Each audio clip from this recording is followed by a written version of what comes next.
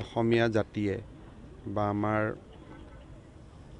সমগ্ৰ যি দিনৰ পৰা ৰাজনীতি দেখিছোঁ বা সমাজ জীৱন দেখিছোঁ, স্বাভাৱিকতে আমি সকলোৱে ক'ব লাগিব যে এজন মহান নেতাৰ প্ৰস্থান হৈছে আৰু জাতিটোৱে আৱেগিক আজিৰ দিনটোত। চাওক, 1997 চনৰ পৰা যোৱাকালিৰ দিনটোলৈকে এটা দীৰ্ঘকালীন সম্পৰ্ক, তাত তিতাও আছে, মিঠাও আছে, সকলোখিনি জড়িত হৈ আছে। আৰু কিন্তু ব্যক্তিগত কথা নহয়, জাতিটোৰ প্ৰতি মুখ্যমন্ত্ৰীৰ কালছোৱাত তেখেতৰ যি অৱদান আছিল, সেই অৱদান জাতিয়ে সোঁৱৰিব। বিশেষকৈ অসমত যেতিয়া 2001 চনত আমাৰ চৰকাৰখন শাসনলৈ আহিছিল, সেই সময়ত চৰকাৰী ব্যৱস্থা এটাই গুপ্ত হত্যাৰ জৰিয়তে আলফাক দমন কৰাৰ বাবে তেখেতক পৰামৰ্শ দিছিল। আৰু অত্যন্ত সাহসেৰে সৈতে তৰুণ গগৈ ডাঙৰীয়াই সেই সময়ত সিদ্ধান্ত লৈছিল যে আলফাক দমন গুপ্ত হত্যাৰ জৰিয়তে কৰিব পৰা নাযাব, আৰু সেই ধৰণৰ পন্থা আমাৰ চৰকাৰে স্বীকাৰ নকৰে।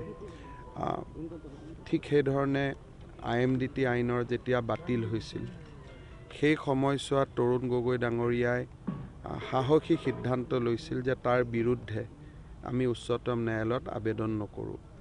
এটা 2011 চনলৈকে এনেকুৱা ৰাজনৈতিক দিশত তৰুণ গগৈ ডাঙৰীয়াৰ জাতিটোৰ হকে বহুত বলিষ্ঠ সিদ্ধান্ত আছিল, যাক মই বিধানসভাৰ মজিয়াটো বিজেপিত অহাৰ পিছতো কৈছোঁ, আজিও ক'ম।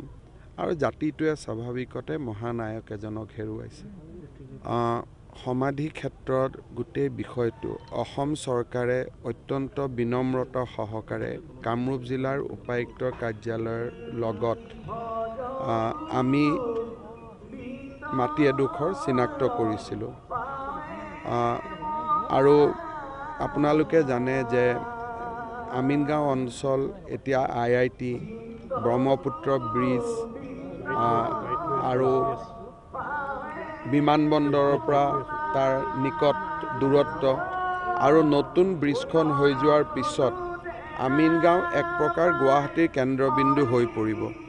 সেই দৃষ্টিভংগীৰ পৰা আমি গোটেই দিনটো চেষ্টা কৰাৰ পিছত আমিনগাঁৱত কামৰূপ জিলাৰ অসামৰিক চিকিৎসালয় নিৰ্মাণৰ বাবে আমি যি ভূমি ৰাখিছিলোঁ, সেই ভূমিৰ এটা অংশ তৰুণ গগৈ ডাঙৰীয়াৰ সমাধি আৰু তেখেতৰ সৎকাৰৰ বাবে আমি দিবলৈ সিদ্ধান্ত লৈছিলোঁ।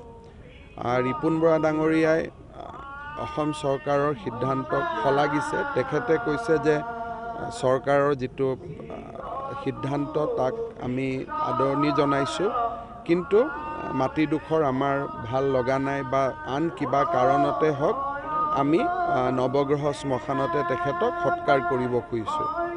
আৰু চৰকাৰৰ প্ৰথম দিনাৰ পৰা এইটো স্থিতি আছিলে যে পৰিয়ালে যি বিচাৰে আমি তাকে কৰিম। আৰু পৰিয়ালে যিহেতু ৰিপুণ বৰা ডাঙৰীয়া বা কংগ্ৰেছ দলকে দায়িত্ব দিছিলে, গতিকে কংগ্ৰেছ দলে যি সিদ্ধান্ত লৈছে সেই সিদ্ধান্তটোকে আমাৰ চৰকাৰে ইমপ্লিমেণ্ট কৰিব। আৰু অহাকালি মই নিজেও নৱগ্ৰহ শ্মশানত যাম। তেওঁলোকে বিচাৰিছে যে 1000 মানুহ একেলগে থাকিবৰ পৰা ব্যৱস্থা কৰিব লাগে।